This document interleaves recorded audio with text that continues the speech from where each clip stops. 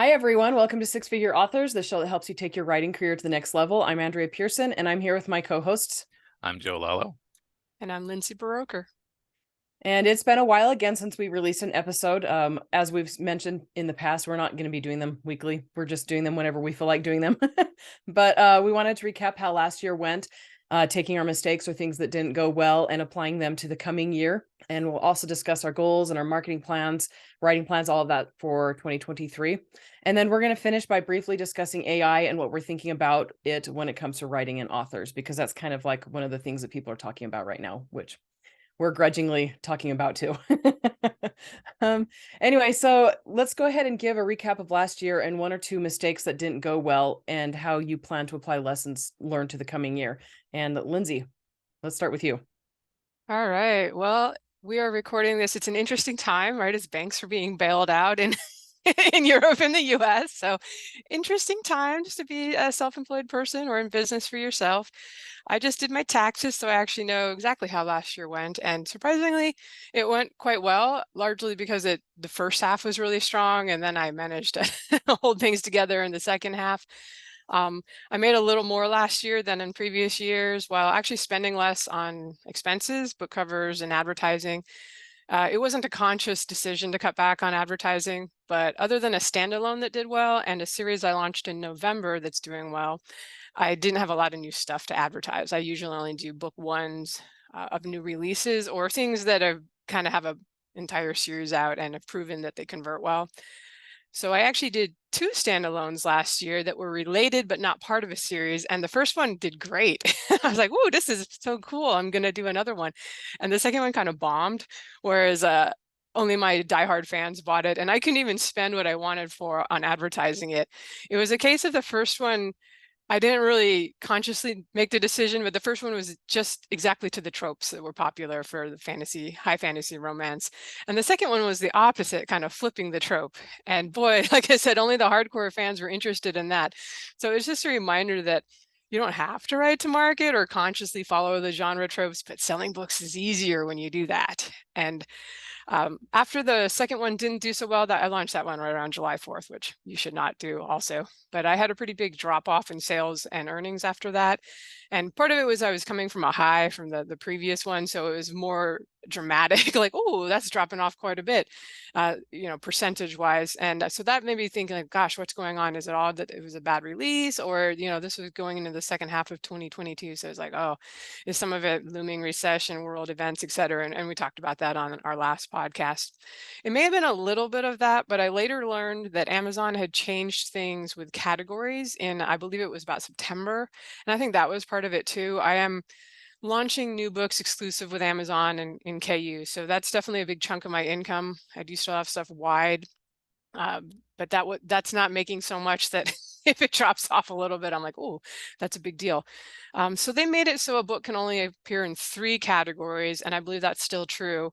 And I don't think that's a bad idea, but their algorithms will pick the 3 categories. So if you're somebody that emailed in and said, hey, can you put me in like 10 categories, which is the maximum or used to be, your book might only show up in it's only going to show up in 3 categories now, and it might not show up where you think it should, like where you think you have the best shot of ranking and showing up in the top 100 lists.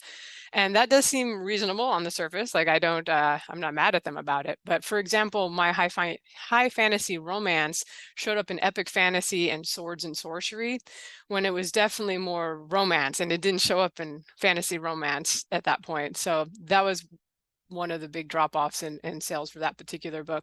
So I'm a little skeptical about their algorithm. I believe it's supposed to go on like what people are clicking on most in which categories or something like that, but that may not be necessarily best for you in your book. So long story short, I'm only picking 3 categories for books going forward. I think I did go and ask them to take that one out of some of the categories too, but I have so, guys, I have like over 100 novels out there, so I'm not going to bother with the other ones. But going forward, I would just pick 3 categories so that I get to make sure they show up in the ones where I think they most belong. And I've never been somebody that puts them in tons of categories where they don't fit or like it's a real stretch to include them. But definitely some of the fantasy stuff can fit in more than 3. So I've requested that in the past. And I definitely have other books, especially my sci-fi, where it really only fits in space opera or maybe Galactic Empire too. So I may only have one or two I can fit it in. So sometimes that's the case too. So that's kind of one mistake, just not following the categories, and I kind of checked out and wasn't following the Facebook groups and author groups and stuff and keeping track. So I was slow to react to that. Another mistake I had is that because I had the success with the standalone, that was just a fun side project, I decided to do another standalone instead of sort of sticking with my tried and true formula of writing in series with unresolved romantic stuff, mystery plot that's stretched across the series, so it keeps readers wanting to see what happens. So once they buy one, they're sucked in, hopefully. So when I launched my latest series, Legacy of Magic, Urban Fantasy, in November, I went back to my roots there and I put the first 3 out kind of back to back, and that brought things back in line with my income. I actually had my highest earnings month ever in January, and it was not so much only on that series. Like, that series did fine, not as well as some others, but better than others, so kind of average. But it was because it was a spin-off of my other urban fantasy series, Death Before Dragons, that has 9 books in it, 10 if you count the prequel. So I've been able to funnel readers of the new series into the old series, and then because the old series was getting more visibility, people found that, and that led them to the new series. And to help things along, I made the first 3 books of the old series 99 cents, and I've just left them there for several months. And the 1 through 3 bundle, $2.99. And I started up ads again on the bundle and the book 1. Not nearly as much, it's harder to spend on the older releases that aren't kind of getting, new release tags and aren't as exciting, I guess. But I am spending a little bit on that. But anyway, the long story short, that's my phrase for today. Apparently, it's been a synergistic release with the old series and the new spin-off series. And I know you guys are like, well, duh, I try to do that all the time, right? But it's my first time doing a spin-off series in KU where the original series was also still in KU. I had a spin-off series do well before, but the other original series was wide. It had always only been wide. And so the bump wasn't as noticeable. You tend to get the people that if they're in KU, they only check out the KU books. And that's fine for some people. Hopefully you still get sales. I am seeing right now that people are skewing more towards reads than purchases. Like I'm getting fewer pre-orders on this series, even though it's making me more money overall than a lot of other series have done. And I think that one in particular is kind of the economy and macro concerns weighing on people. I think people are probably cutting back a little bit on purchases right now, but holding on to their subscriptions since those are a good value for them. So I think they'll give up like Kindle Unlimited last. And I will still be moving things wide, but I'm going to go ahead and remember this and keep anything where I think, oh, I might do a spin-off series of that. I'll probably leave that for the time being, or put it back in if it got taken out of KU. All right, I'm even thinking of a 3rd spin-off series in this universe. And now that I've talked for 10 minutes, I will let Joe and Andrea give their summaries of the year. All right. Well, so yeah, for me, 2022 was a very bad year. Like Lindsey, I just did my taxes not too long ago, and so I can say with certainty that it was in fact my worst year in a decade, narrowly beating out the previous, holder of that position, which was the previous year, which equals a trend. I'm trending downward, and I've mentioned this in other podcasts along the way. So some of you will notice, before I go into the specifics of why it was bad, I'm going to go into the year in terms of releases. Like, just what did I do this year? I technically had 5 releases in 2022. 3 of them were the second volumes of my collected editions for my original 3 series. So books 4, 5, 6 of Book of Deacon, Free Wrench, and Big Sigma. And, that's not going to be it's not going to burn up the charts as a new release like that. Those are only appealing to people who own the first 3 books or the first collection, but don't own the next 3 books. So I wasn't expecting much out of those, and they met those expectations. The other 2 releases were books 4 and 5 of the Greater Land Saga, which is my newer epic fantasy. Late series books that were already not in particularly rapid release, and already the series itself was sort of flat. Also not likely to have a huge release. So it makes sense that I didn't have a particularly successful year with those as my release slate. I did succeed in putting out 12 new shorts for my Patreon, and that means that I have another short story collection I'm going to be able to put out. but that's going to be this year. Obviously, it wasn't last year. But yeah, the main, I say that about how the books weren't setting me up for success, but the main issue for this year, or last year rather, and the last few years has been me. So starting a couple of years ago, my mental motor started to sputter. I found myself having a harder time getting everything I need to do done. So I started making writing the top priority. So you can't sell a product if you don't have a product. And that meant that my already somewhat lax advertising started to slide a little bit more. Like, I always did enough advertising. I never really dumped a whole lot of money into it because I just preferred, again, to be putting out new stuff and keeping the craft as my focus. But so I went from doing enough advertising to not doing enough advertising, and also not doing enough business building, like, building my newsletter and stuff like that. All of that effort was going into writing books. And as what I think can rightly be considered a degree of depression started to take hold, things started to slip further, and it was getting more and more difficult for me to get even the writing done. Everything was starting to suffer. I normally do about 3 book edit slots, like, scheduled, and then I have 2 to 3 more that I sort of pick up along the way. So I typically have 5+ book releases. Last year I only put out 2 new books, so you can tell how that was going. So I was scrambling to like meet my pre-scheduled deadlines with the editors. Lower output, reduced marketing makes earnings slides speed up. Seeing my earnings, my livelihood start to slip didn't do my attitude any good. So we got into a little bit of a spiral there. So long story short, I have not been fully functional for quite some time, and the results have become quite obvious to me. So the lesson that I would take from that is, if your mental health is becoming a problem, make that your priority before it starts to take everything else with it. And faithful listeners to the show will note that I have actually made that observation in the past. So we also have the trend of me knowing the right thing to do, but not being able to do it. So that's a pathology that I'm sure somebody would love to study. Anyhow, because of all of that, I've decided that my solution to this problem is it's time to get a day job. I actually officially got hired 2 days ago. Like, I have a day job. I haven't started it yet. And I'm going to, until I can get my head straight and start doing the things that we teach you to do on this podcast, I think it's best to have something else paying the bills. I'm hoping that by taking the pressure off the books to perform, I can get my anxiety under control and start to revive things. And if not, then I'll just be an office guy who puts books out every now and then, like I was for the first 4 years of my author career. And maybe it'll come back, maybe it won't. But I'm going to try not to stress about it, because it turns out stress probably the reason all this happened. So that's where I am. I totally get you with that. Like, I'll get into it in a little bit, but yeah, burnout is a huge issue, and the anxiety and the stress. And plus, being on this podcast doesn't help, honestly. Like, I'm a 6-figure author, but I'm not, Well, and I just want to add to that, that's so common with mental stuff. It's like, the problem and you know what you need to do, but it's like, when your brain chemistry is not there, it's hard. You can't just fix it. And other people on the outside are like, dude, just fix it, just do this. It's like, you can't. It's a challenge. The button is missing from my control panel, unfortunately.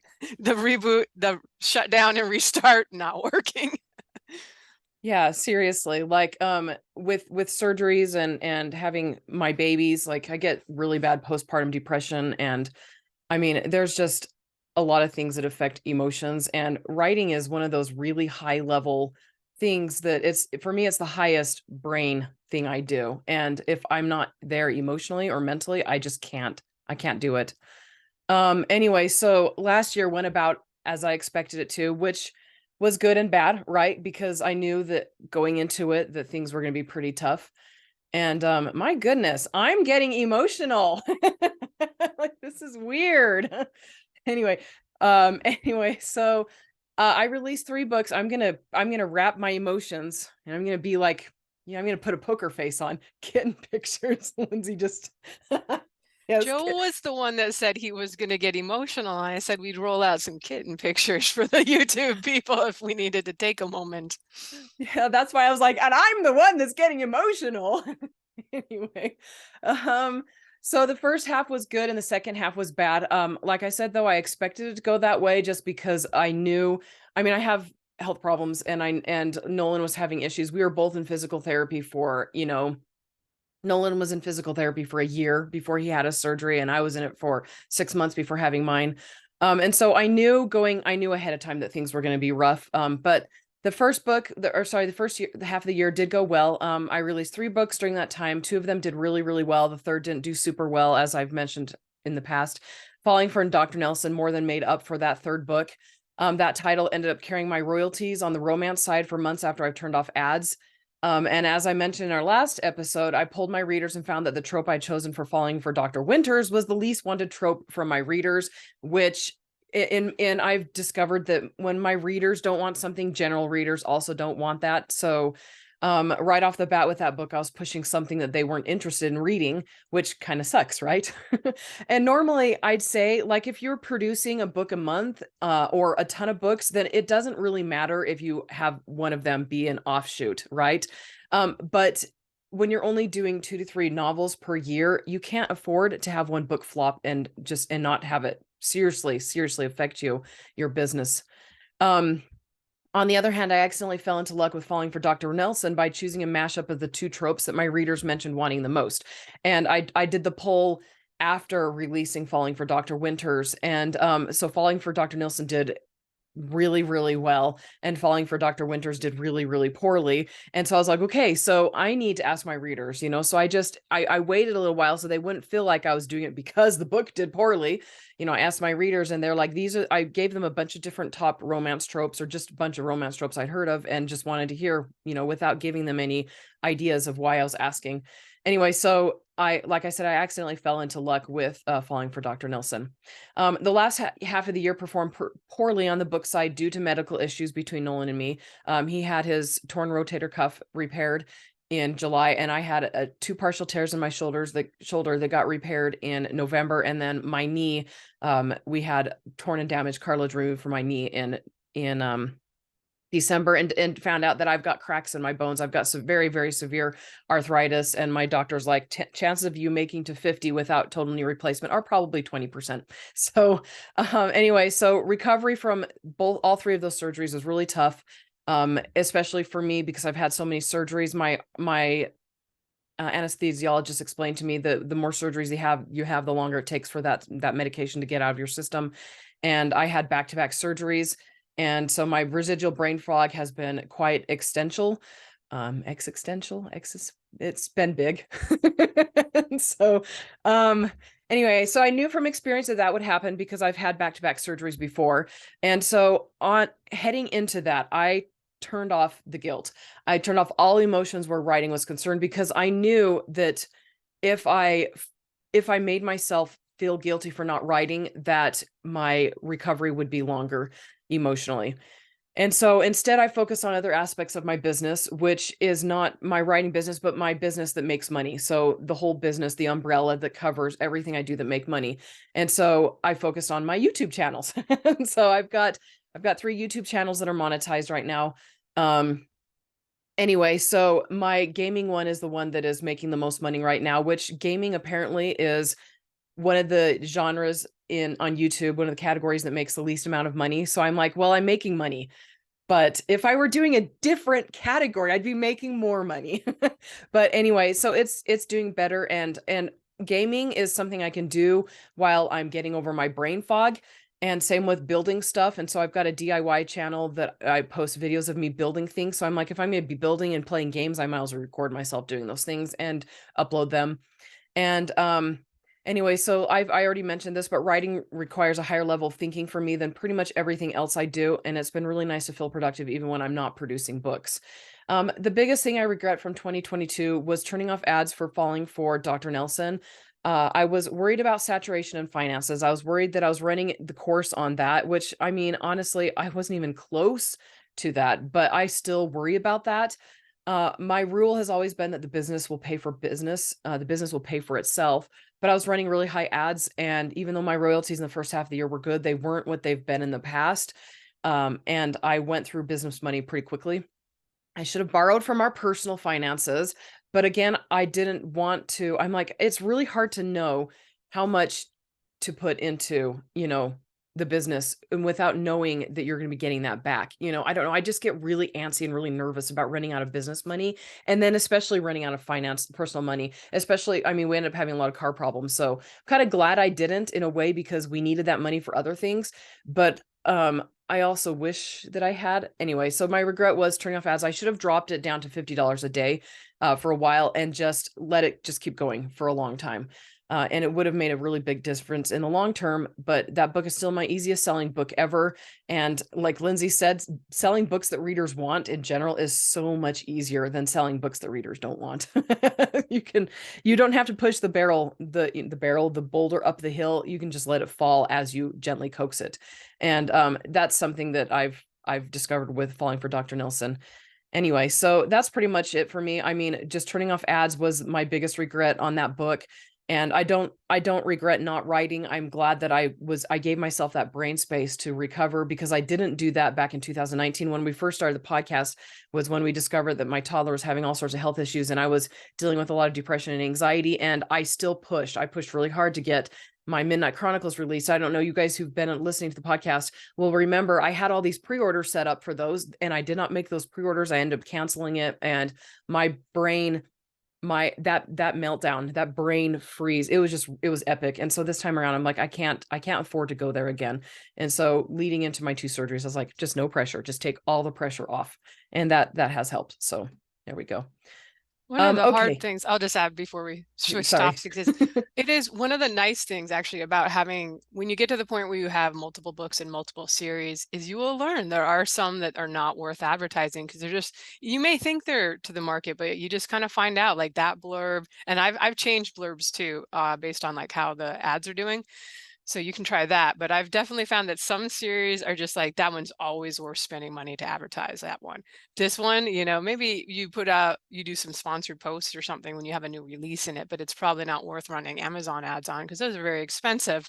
And it's hard to know, even now that they include page reads for those in KU, it's really hard to know how much those ads are helping sometimes. You can kind of get a feel, but yeah, unless you turn them off and then your income goes down drastically. But you don't know right away because sometimes the ads, people are going to read later the stuff they picked up from the ad, especially if you're relying on the page reads. But I do like to say to people, if you only have one series or one book and it doesn't seem to be working with the ads, that doesn't mean ads don't work. This may not be the series for you. So keep writing, do more stuff, stick with it, and you'll get it eventually. If you'll have something that's like more that clicks with the audience and is easier to advertise. Yeah, no, that's really true. I mean, like that. Yeah, it was just unbelievable to me how easy it was for me to get readers to download Falling for Dr. Nilsson compared to a lot of my fantasy titles, because I generally don't do tropes. I've discovered that fantasy and me, I can't do tropes. So if I want to write fantasy, I'm just going to write what I'm passionate about. But romance is a lot easier for me to hit tropes, because I read romance so much. And as Lindsey says in the comments, tropes are huge in romance. And if you're hitting them right, then, it's easier than if you're not. And romance is a lot easier to sell if you're hitting them right and a lot harder to sell if you're not. Anyway, okay, so what writing plans do you guys have for 2023? All right. Well, for me, I'm going to be finishing this spin-off series. I'm working on book 6 now. It was going to be 6 books, but I may need a couple more books to wrap things up. The characters are really connected with my readers. They like them and I'm enjoying them. So it's no hard thing to do a couple more books with them. And I may do a fun, either a new installment in an old series or a one-off this summer, not having any expectations for the standalone to do well this time. And then in the second half of the year, I will do another series. I haven't decided if it's going to be more urban fantasy because I am thinking of doing a 3rd series in this universe and just doing it again, advertising the book 1s in the other series. But I may kind of let it simmer for a while and do something else first. I am having the experience right now of like the epic fantasy that I did last year and the year before, like that was a lot of work. Some of those books are 200,000 words. And my space operas also they were 150,000 in the end and have all these POVs and multiple storylines going on. And here I'm having the experience of this urban fantasy. They're books about 85,000 words, one POV, so much easier to write it. Hey, this series is making more than either the epic fantasy or the space opera did. So there's always a temptation like, should I just do the easier thing? But I'm not always good at, like many writers, I think it's trying to do enough of the business stuff right, but also making your muse happy. So we'll see what the muse wants to do in a few more months. So for me, already this year, I've released the 6th and what was supposed to be the final book in the Greaterland Saga. I released that back in January. Apparently, I'm not done because people have told me that they have lots of questions that they would like me to answer. So there might be a 7th book, but it's not in my to-do list just yet.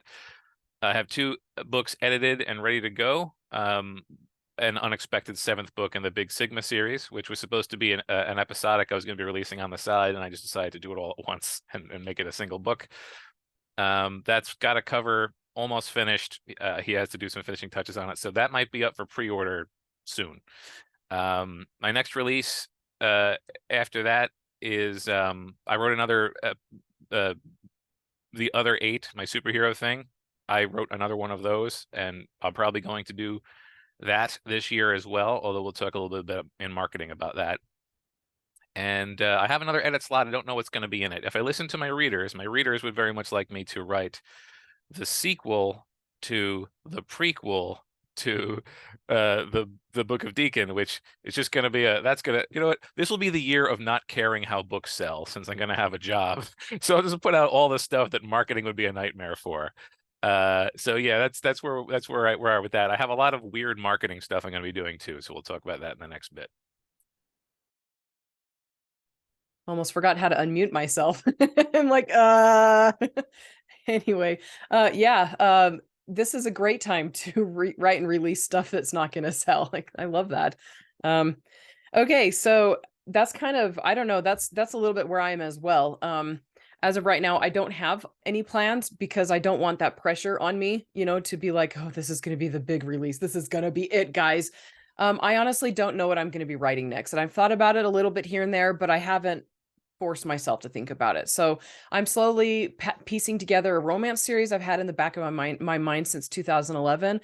I don't necessarily want it to be the first thing I write after I'm back in the writing saddle again, though, just because it's a really big series to me, and I just want to make sure I'm ready for it. And I don't want to write it when I have the risk of burning out and not giving it the attention it needs. And so, or not having the attention it needs, basically not being able to write more books in that series or advertise it the way I need to, and making it a big book launch. Anyway, so in the meantime, I'm still reading my fantasy books so I can finish my Midnight Chronicles, which is one I know is not going to sell. And so now is a great time for me to write something I know is not going to sell.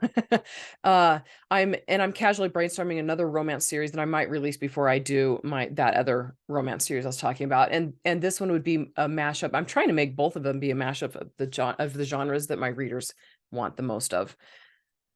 Anyway, so I'm lucky in that Nolan makes good money and we don't need book royalties, but it's just not satisfying. Like, I'm a writer. I want to be writing. I mean, even with the brain fog and the things on my plate right now, I want to be writing. I want life to calm down so I can be writing. But it with his income, it does reduce the pressure I feel to produce. And honestly, my time of life right now is not the best to be running a business, at least not with the choices Nolan and I have made. So basically, we chose to homeschool our kids. If my kids were in school, I would have a lot more free time, but we chose to homeschool. And so with all 3 kids home all the time, it's really hard to keep the house clean when your kids are constantly making it messy. And so I spent a lot of time taking care of them, preparing food for them, cleaning up for them with their help, of course, taking care of our cats and our chickens. And homeschool itself is not a huge time suck, but getting the kids ready for it is. And anyway, I don't want to get into a whole lot of stuff, but there's just a lot of stuff on the home front right now. And with maintenance and things like that are going on. And I was just going to tell you everything that's going on. I'm not going to tell you everything that's going on, but suffice to say, there's a lot of stuff on my personal life that no one can take care of but me. And even with Nolan helping out, somebody has to take responsibility for it, and that is me. And so writing is not my biggest goal right now. And I'm grateful that we're not doing the podcast weekly, because it relieves that pressure to have something positive to tell you guys every single week. Because with how slowly I'm writing right now, I can't be like, hey, I wrote a new book. I can't be a Lindsey. By the way, in the last week since we talked to you, I wrote and released a new book. that can't be me right now. Anyway, so right now I'm really narrowing in on my own mental health. As I mentioned, I love Joe's comment about making that your number one priority. With everything going on in my life right now, I can't put too much pressure on myself right now. I can't afford to push hard on books, at least not without the risk of burning out. And my biggest burnout ever happened after we discovered my toddler had tons of health issues and he's still dealing with those. And with other problems, it's just better for me to focus on, the home front. So uplifting and exciting for listeners. But those of you who are in the same place, guys, it's okay to give yourself permission to not write books.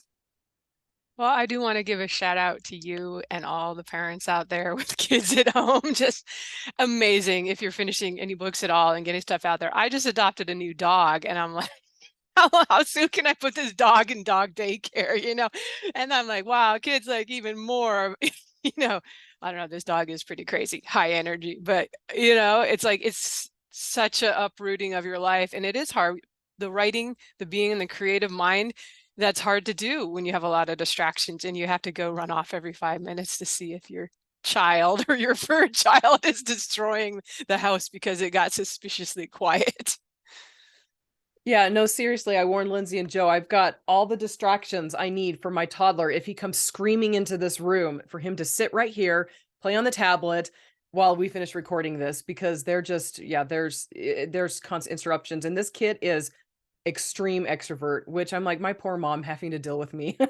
Like, I don't get anything done. Like, he is the hardest thing that I have to deal with. And he is so much fun. And he's very loving and very just so happy all the time, except when he's not and he's screaming.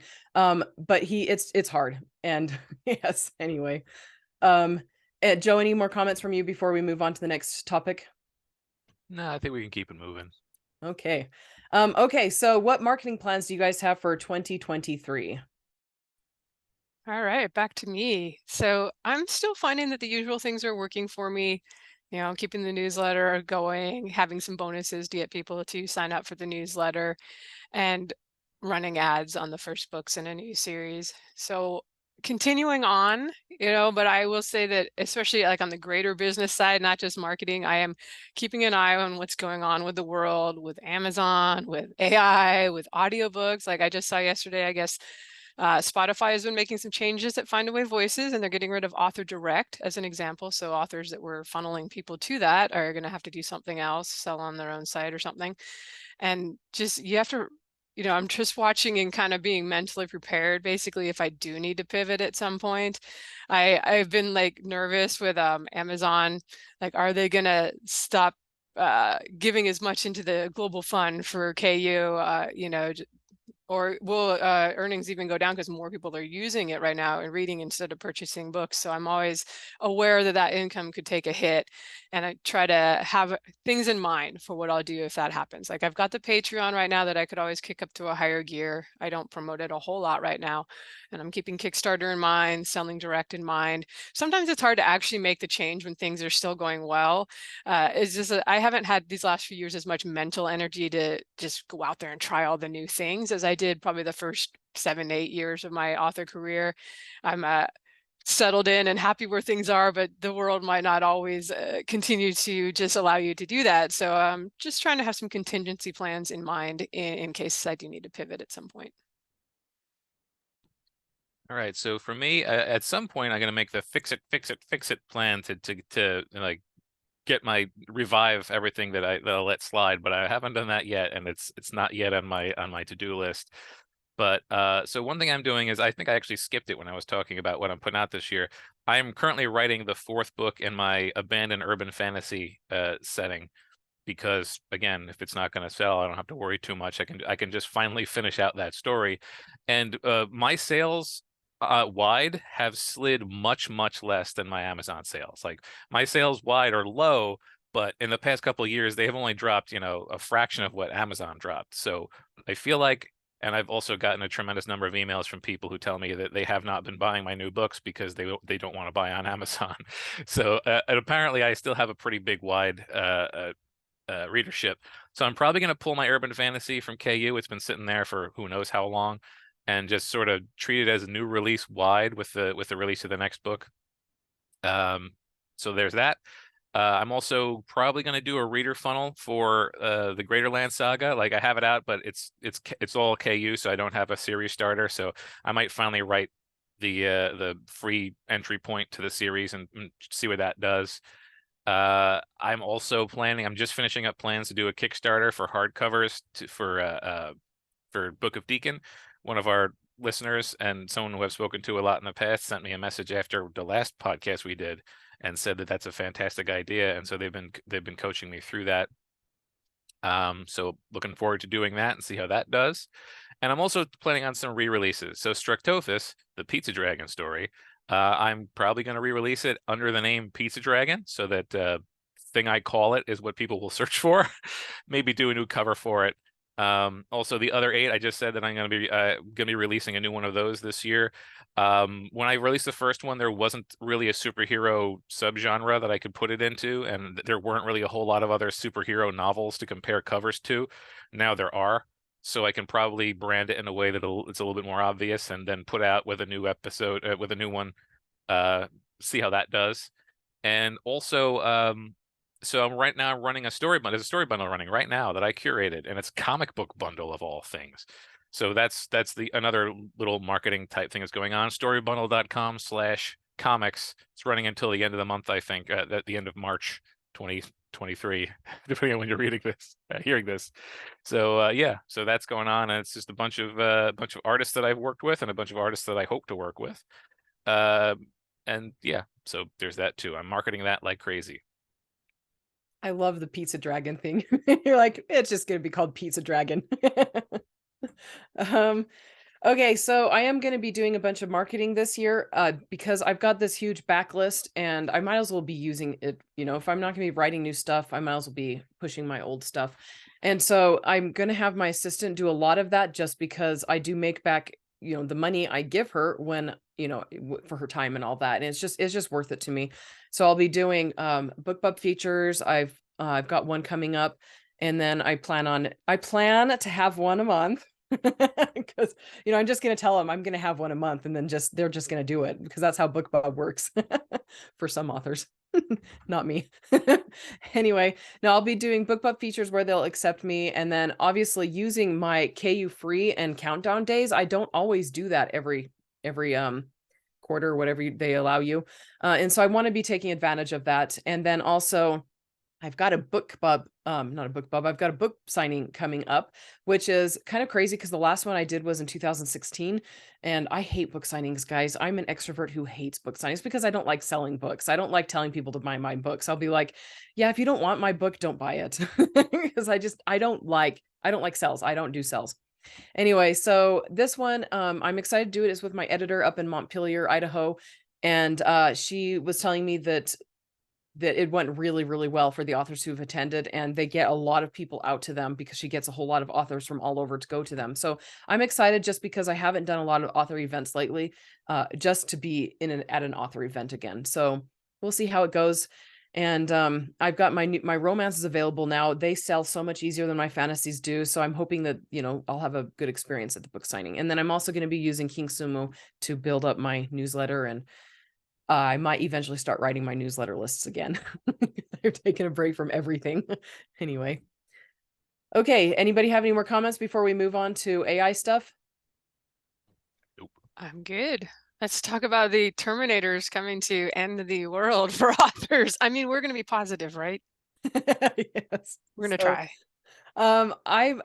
Yeah, I don't have really a whole lot of emotions assigned to AI stuff, just because my personality is I funnel and I don't focus. And so I'm like, well, wow, maybe my job will be going away. That's what I've been thinking this morning. I'm like, oh, well, maybe I won't have a job anymore with writing, but we're going to go ahead and talk about it. So some of our listeners, you guys may have noticed that with the launch of ChatGPT in November and a more stable release at the end of January, a lot of people are concerned and curious about how AI is going to be affecting authors. And I came across an interesting article where and I'll put the link to that in the Lindsey will hopefully put a link to that in the show notes.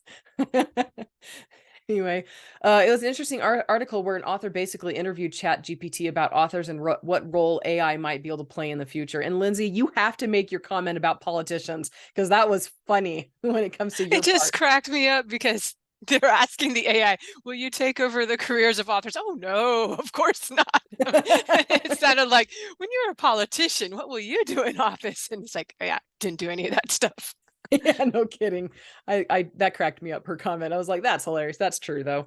Anyway, so yeah, so the author basically interviewed Chat GPT about it, and you can find that in the show notes, but we're going to discuss a few of the points mentioned in it just because I was like, okay, so that's a little bit more of a positive outlook than I had on AI and how it will affect authors.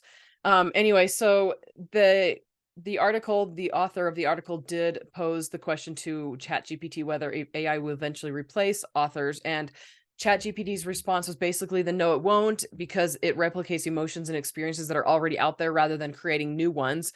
And we all know that when an author's writing reflects that specific author's experiences in life and their emotions. But on the other hand, ChatGPT said that AI will be able to create works that are more consistent and more grammatically correct. And Tiffany, the writer of the article, asked ChatGPT how AI can help authors moving forward.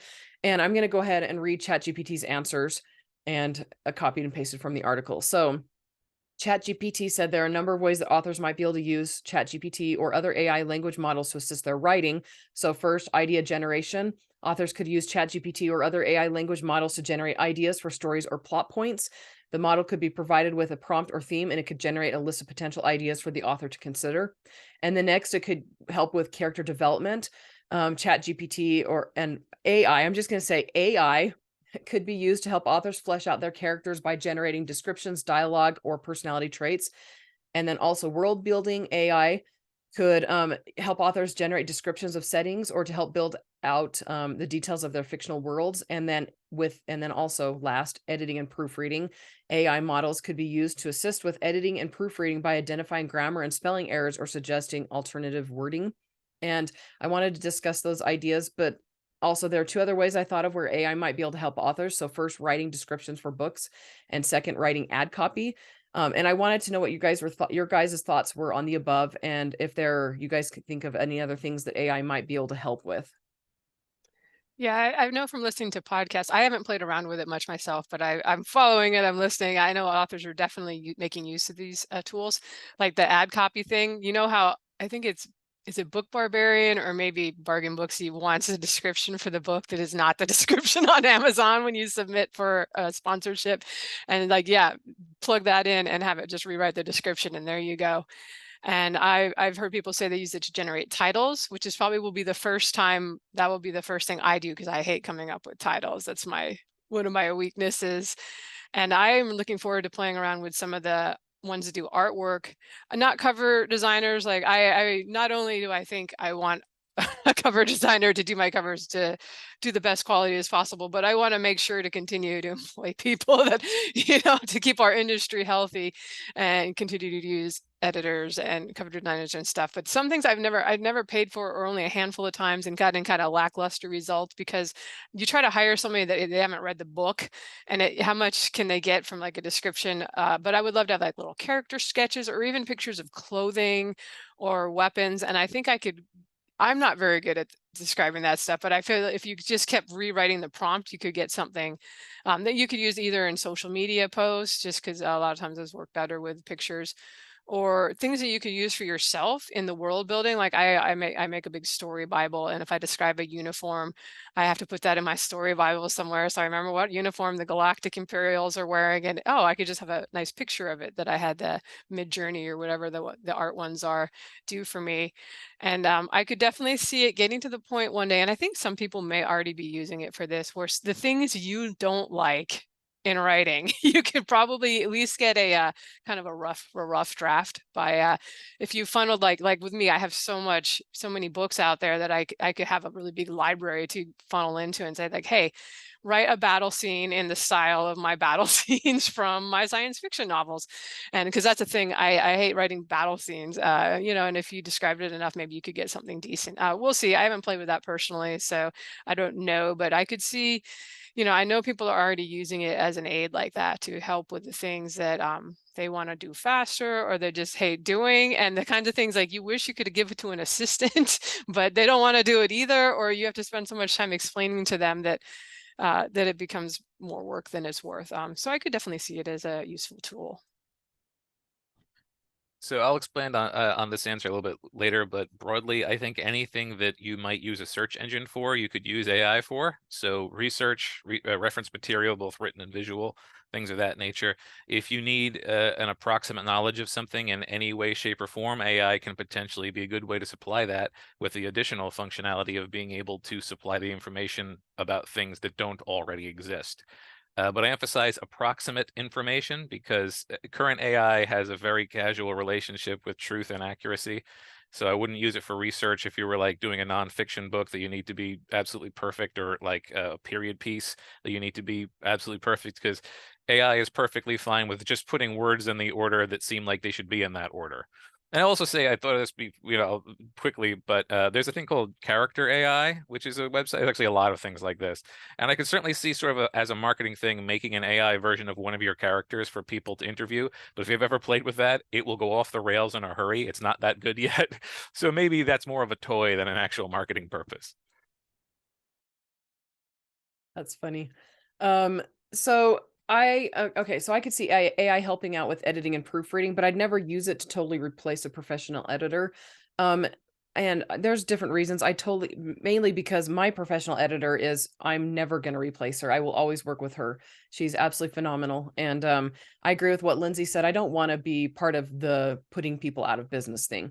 But also it's just that interaction, that one-on-one interaction. Okay, so let me go on and then I'll get back to that. But to me, it could be a great step for a first-time author to get a manuscript ready for a professional. And I don't know if that would cost anything. I don't even know anything. I don't know enough about AI to know if it costs you to use it. So I don't know. Anyway, I need to look into it more, I guess. But I think one of the problems authors could run into is not actually learning through a process like using AI for actual editing. One of the best ways to get better as a writer is by doing the mundane, boring stuff, the assignments that your editor gives you. And so I'm like, I think that it could help a new author, but it will also make you take longer to learn how to write good books. And so I could see it being a crutch, but I could see it being useful as well. Okay, so another thing that was mentioned in the article is whether it's ethical to use AI or not, and that is just it's such a can worm of it's a worm of cans. No, I can't. Can of worms. Yes, can of worms. I tell you guys, my brain fog, it's so bad, especially when it comes to word retrieval, which is something I've never been really great at. But okay, so that was asked of ChatGPT about, the ethicalness. Anyway, so ChatGPT's answer was there's no one size fits all answer to this question, as the ethics of using AI to assist with writing will depend on a variety of factors, including the specific context in which the AI is being used and the expectations of the audience. One concern that might arise in the context of using AI to assist with writing is the issue of authorship and ownership of the work.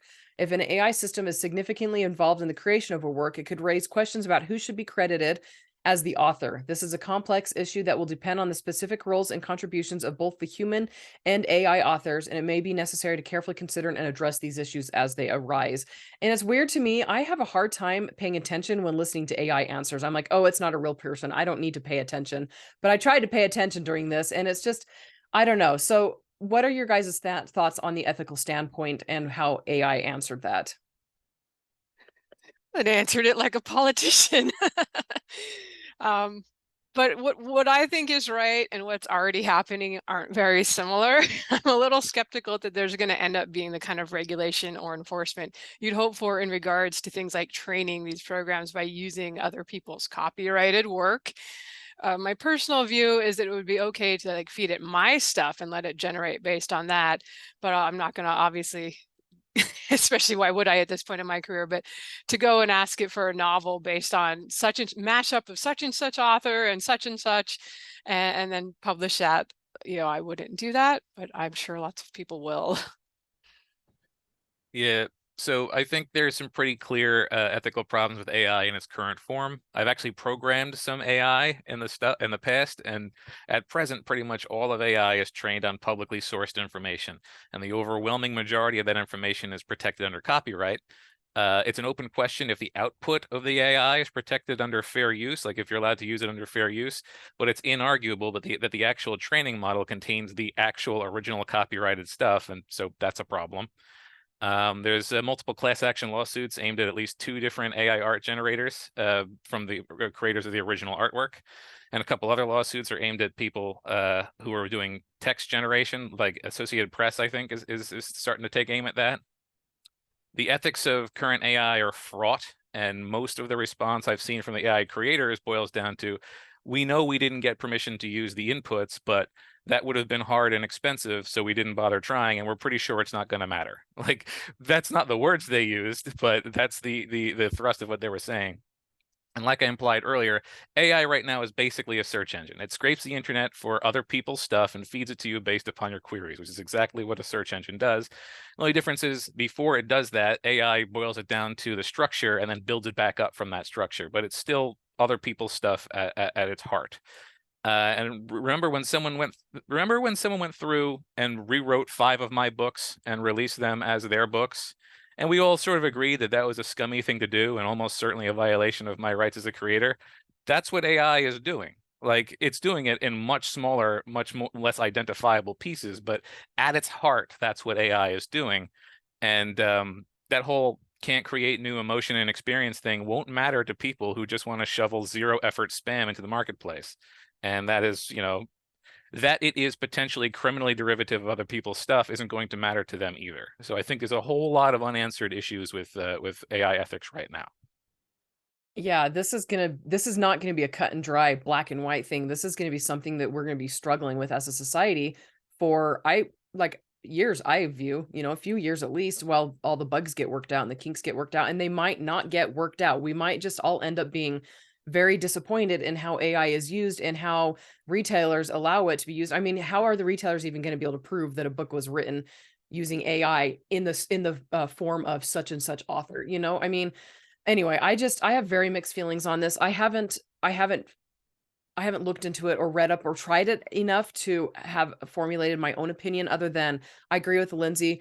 What I think is going to actually happen and what I think is right are 2 different things. And I also agree with her that, like, if I'm feeding it my own stuff and using it to help me with my own stuff, then I'm okay with that. But most people are, I don't know, like, I think that a lot of ethics is something that has to be taught, and a lot of people don't naturally learn ethics in some cases. And so for a new writer, they're not going to be like, "Oh, well, write me a book in the style of J.K. Rowling mixed with Stephanie Meyer and use their writing." I don't know. I don't think a lot of people, some people will approach that and think that's unethical. But then again, those of us who've been doing this for a while, we will, and so I just foresee this causing, it's just going to be a lot of turmoil and there's going to be a lot of drama. Like, I hate drama. Yeah, and I don't think we're quite there yet where it's going to pass. Like, I don't remember which sci-fi magazine it was, Asimov's or one of those, that had to cut off submissions because all of a sudden they're getting so many stories submitting that were generated by AI, and presumably they could tell which ones were. But yeah, it's going to be tough going forward because it's going to get better, and we'll have to figure it out. And it's tough because ethics are kind of high. I mean, they shouldn't be, but they're kind of high on Maslow's pyramid of needs. Like, people are more ethical when their needs are met and they're, okay in the world. Whereas if you're scrambling and just trying to make some money, and you really need to feed the kids, maybe it's a grayer line. And then also it depends on culture and country too. Like, we may outlaw stuff in the US, Europe may, and other countries are gonna be like, nope, that's fine. So, we'll see. It's going to be, I think at some point it's going to be hard for the retailers to tell. So I'm just planning for it to be something we have to deal with going forward as authors. Yep, exactly. Which is why I was like, ugh, I hate drama, but there's going to be drama. And I can see it becoming an issue where authors who are like me and don't adopt new technology easily will all of a sudden feel like, oh, dang it, I should have done something with this a long time ago, right? I mean, that I was one of the last people in my family to get a smartphone. So I'm like, I don't know. We'll just see what happens. Anyway, so I know this is fairly early in the general applicableness of AI, but what are your thoughts on AI in general, where it comes to authors and our future careers? So basically how you think this is going to affect you moving forward, and whether you'll use it in your business or not. And I'm just going to answer first because mine is a fairly short answer. But as of right now, the only thing I plan to use AI for is possibly writing descriptions and ad copy. Though I have gotten a little bit of ideas from listening to Lindsey. I'm like, I'm tired of writing kissing scenes, which are pretty big in romance, just like battle scenes are big in fantasy, but I don't know. We'll see. I'm interested in to see if having AI help with descriptions and ad copy will relieve my stress in those areas, because even when I'm hiring it out, I still stress about it. But this topic is so far from my mind right now that I probably will forget all about it when it comes down to it, when I have my next book written, just because that's just the way my brain is. I'm not a huge adopter of new technology, which I regret a lot sometimes. Yeah, I'm not an early adopter. I'm usually the next one on the curve, early majority or something like that. Joe thinks it's Clark's World. That sounds right. I remember reading about it, but it's been so long since I submitted a short story to one of the pro sci-fi magazines that I don't even know which ones are still out there. But yeah, to answer your question, I think we can come up with a lot of good uses for it. We touched on that already, how it can be helpful for authors as tools. And I do think that the people that learn how to use it really well are going to have jobs in the future. So, let's keep that in mind, that, can make the prompts and really come up with some incredible stuff. And, I don't, like I said, I don't think we're there right now where we have to worry about it too much as a fully functional novel that's like a really decent read. But like I said, I don't think it's going to be that long, because like I said, if you give it a sucky prompt, like a real simple prompt, you're going to get a sucky story. But I think when you start getting more nuanced with your prompts, you can get a much improved product. And when you can get a whole novel with the click the button, you can go through a lot of iterations quickly to improve it.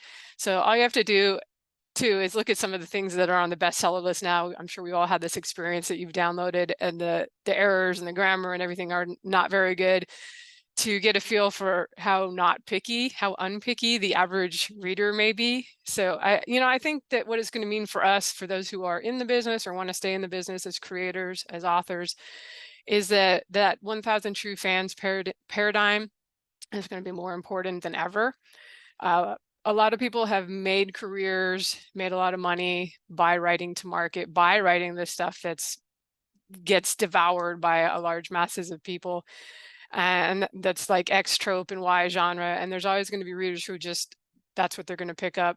Maybe they like certain authors, but for the general, they want to see the thing that they like carried out. And I think those are going to be the buyers eventually of AI written fiction, eventually.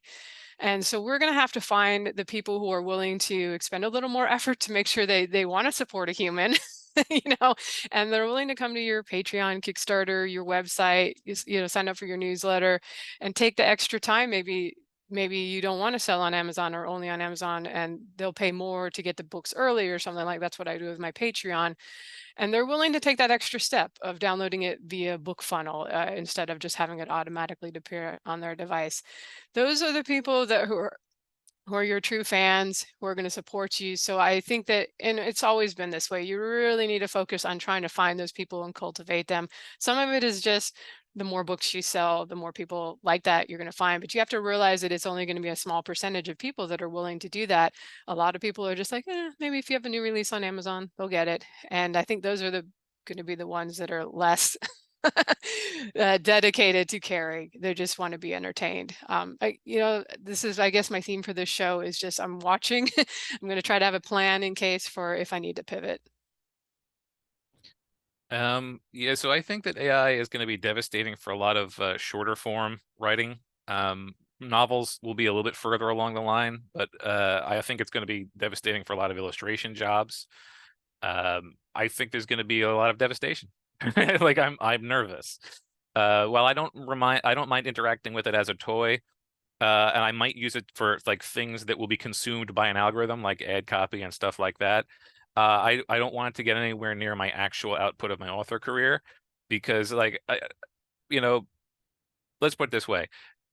Anything created by a computer, like wholly by a computer, under our current copyright system cannot be copyrighted. It just starts out public domain, and that's the case. currently. So if I don't want any proportion of my creative output to potentially be uncopyrightable, I want to be able to own it. There was famously a comic that was created entirely, all the visuals are created with an AI. It was given a copyright, which was then taken away, and now it was given a new copyright that says that the words are copyrighted and the curation of the images are copyrighted, but the images themselves aren't. Like, until new precedent is set, anything created by an AI without substantial revision by a human being cannot be owned by anyone. And I think that's a problem, even if the ethics were perfect. So AI, there's going to be new law in the next 5 years that will make more decisions about how AI will be used by me and others. Yeah, and also, I mean, I just don't see how using AI to write a novel is satisfying. I mean, yeah, I don't know. It's like the people who was it Joe or Lindsay was just saying, one of you was saying that, the books that are just the drivel that people just throw out there and that isn't edited well and that people do read. I foresee authors that are okay with doing that, where they're just like throwing stuff out that they really don't they just don't care about, they don't put any sense of accomplishment or their feelings towards, which are the majority of our listeners do not fall in that camp. But I can see that authors would feel that way and be okay with using AI. But to me, writing is just such a cathartic thing. When I'm in that zone and I'm not stressed, I'm not pushing myself to do it. It's like it cleanses me in a way. It just makes me feel better. And so I don't see how using AI could achieve that, And Joe makes a really great comment or great point, sorry, about the copyright issue, Anyway, so I'm just going back and forth. I probably won't use AI. Just like I said, I'll probably forget all about it by the time I'm writing my next book. But anyway, I don't know. Let's go ahead and go and talk about news, guys, if you guys are okay with that. Okay, so I'll go first really fast, but most of my news happened in the sections above. But basically, there's nothing really to report where actual writing is concerned. And then I did mention my book signing taking place in Montpelier, Idaho on April 15th. And I've also been invited to present at Idaho's Writers Conference. And as an FYI for our listeners, one of my topics for one of my presentations is, what one thing would you attribute your success to? And I'm going to be reaching out to a bunch of authors that we've had on the show and asking them that question and wanting them to give me their knee-jerk response, not something that's like super in depth. I just want to hear what the first thing that pops into their mind is, basically, and then they can expound on that if they choose so. So I'll be reaching out a bunch of our previous guests from the show, asking that question. So don't be surprised if I reach out to you. I'm not going to reach out to everybody just because I have limited time and my presentation will be limited as well. But anyway, and we're also thinking about doing a podcast episode wherein we discuss the answers to that questions. So I don't know, guys. That's all I have literally for my news. Are we doing a podcast on that? Oh, okay.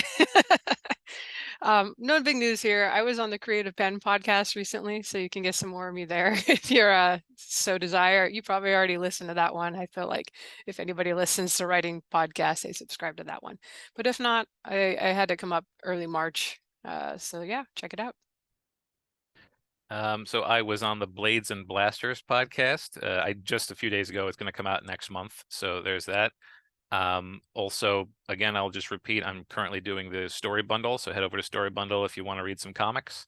And also, I recently went to a sci-fi meetup in Upper Saddle River and talked for 2 hours with aficionados of sci-fi. So those are my exciting news elements.